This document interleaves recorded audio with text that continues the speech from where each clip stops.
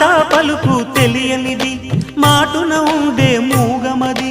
కమ్మని తలపుల కావ్యమయే కవితలు రాసే మౌనమది రాగల రోజుల ఊహలకి స్వాగతమిచ్చే రాగమది శృతిలయలరగని ఊపిరికి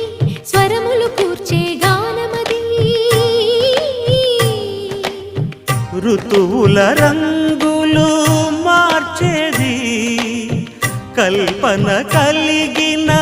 మది భావం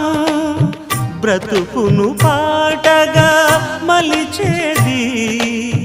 మనసున కదిలిన మృదునాదం కలవనిది